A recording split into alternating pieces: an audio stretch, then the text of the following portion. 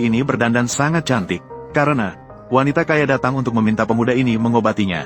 Pemuda itu langsung tahu, wanita kaya tidak bisa tidur di malam hari, dan penyakit wanita kaya, hanya dia sendiri yang bisa mengobatinya.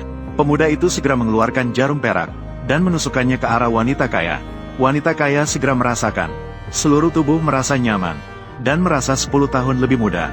Wanita kaya dengan senang hati mengeluarkan 5 juta, untuk diberikan kepada pemuda.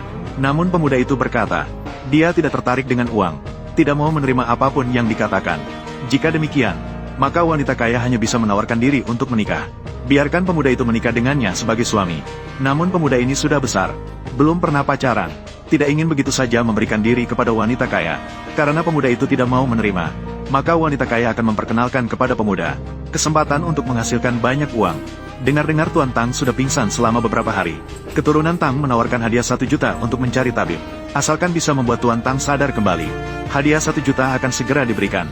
Mendengar hal itu, pemuda sangat bersemangat. Ia segera berterima kasih kepada wanita kaya. Ia memberitahukan kabar baik ini. Namun, wanita kaya yang menghamburkan uang, kembali mengeluarkan 200 juta dan memberikannya kepada pemuda. Ia berkata bahwa jarum ini sangat nyaman untuk pemuda. Meminta pemuda untuk makan yang baik agar tubuhnya pulih. Jangan sampai mengganggu pemeriksaan ulang malam ini. Kemudian ia pergi dengan puas. Tak lama kemudian, pemuda tiba di rumah Tang. Ia menemukan bahwa rumah Tang memang mewah dan megah. Tiba-tiba sebuah mobil mewah datang. Yang turun dari mobil itu adalah putri keluarga Tang. Tak disangka, putri ini lebih cantik daripada wanita kaya yang meminta pemuda mengobatinya. Bahkan lebih cantik. Hal ini membuat pemuda terpukau. Seumur hidupnya, ia belum pernah melihat wanita secantik ini. Saat putri masuk, pemuda ingin mengikutinya. Namun, satpam menghentikannya. Pemuda sedikit terkejut. Dengan sopan, ia mengeluarkan sertifikat dokternya untuk ditunjukkan kepada satpam. Ia mengatakan bahwa ia datang untuk mengobati Tuan Tang. Namun, satpam berkata, pemuda tadi melihat pengasuh dengan tatapan yang tidak benar. Pasti pemuda ini datang untuk merebut pengasuh sebagai istri. Meminta pemuda segera pergi. Jika tidak, akan ada masalah bagi pemuda. Karena satpam tidak memberi pemuda muka, pemuda segera menggunakan sihir untuk membekukan mereka di tempat. Kemudian ia berjalan dengan angkuh. Dengar-dengar, pemuda juga datang untuk mengobati tuan tua. Pengasuh membiarkan pemuda menunggu di belakang. Harus diakui, pengasuh ini juga sangat menarik.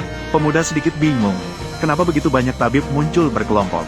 Seorang tabib wanita dari Miaojiang diperkirakan mengenal pemuda, langsung datang dan dengan antusias mengundang pemuda untuk bergabung. Di samping diri sendiri, tabib yang mengenakan kacamata hitam di samping menggerutu pelan sambil mengutuk pemuda. Namun, didengar oleh gadis. Setelah gadis memberitahu pemuda, mereka pun bertengkar dengan pria berkacamata hitam. Melihat tabib hampir tiba, pengasuh pun memanggil mereka masuk ke dalam rumah, mendiagnosis Tuan Tang. Begitu pemuda masuk, dia langsung tahu di mana masalahnya. Ternyata, tuan tua itu ketakutan oleh seorang pria berpakaian hitam. Namun, pemuda adalah yang terakhir datang ke sini. Orang tua itu didiagnosis pertama kali adalah orang ini yang mengenakan kacamata hitam. Berhenti, tidak boleh menyuntik di sana. Saya sudah berpraktik selama lebih dari 10 tahun. Belum saatnya kamu untuk memberi petunjuk.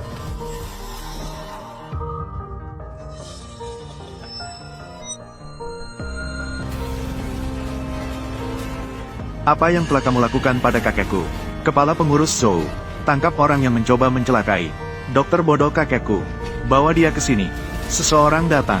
Kakek, kakek. Ayo pergi. Kakek, apakah kamu baik-baik saja?